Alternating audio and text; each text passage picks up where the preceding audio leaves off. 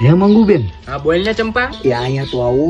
ઓલો લાલિયો કોને લઈને ભાગ્યો કાંઈ તમને ખબર છે કે નહીં? અરે બેન, તમને જોવી ન ગમે એવી કાળી મહીસ જેવી છોકરી છે. મેં તો મારી બેન ની દીકરી અપસરા જેવી બતાવી દીધી કે નોકરી કરે છે ને તો દઈ દે. પણ મારો રોયો કે હમણાં નથી કરવું. લે ક્યાંથી કરવું હોય આવી કાળી કોદાળી ગમતી હોય તો? હારું થયું ન કર્યું બેન. મારો રોયો હાવ વંઠેલો હતો. જોયું ને માખી ઉડીને ક્યાં બેઠી. આ વાત તો તમારી હાવ સાચી હો મંગુબેન. ઓલી બકુડી તમે જોજો ને વેલા મોડી જવાની જ છે, એ કઈ હારીની નથી. હા બેન, મને એવું જ લાગે છે. પણ આપણે હું જેને જે કરવું એ કરે.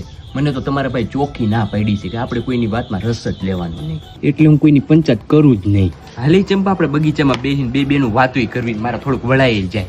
હે બેન, રાજુભાઈ મકાન બહુ સારા બનાવ્યા, કા ખર્ચો સારો કર્યો. હવે બેન બધું આમ રાખ્યા જેવું છે. 2 નંબરની આવક હોય તો ખર્ચો કરે જ ને, એમાં શું નવાઈ છે? આપણી શેરીમાં આપણા 2 ઘર સિવાય કોઈ સારું વહેતું જ નથી બેન. અને આ શેરીના છોકરાવે હાવ બગડેલા. એટલે જો મારા રાહુલને પૂછ્યા વગર હું બહાર ક્યાંય રમવા જવા જ ન દઉં. મારો રાહુલ ગમે ત્યાં જાય ને તોય મને પૂછીને જાય, એવો ડાયો છે. મમ્મી, મારે બિસ્કિટ લેવા જાઉં છું, જાઉં? હા બેટા જા ખરી, પણ પાછો ઝટ આવતો રહેજે હો, બીજે ક્યાંય જાતો નહીં. હા હા બેન, તમારો છોકરો તો બહુ ડાયો. જોયું ને બેન. લે રાહુલ, તું અહીંયા?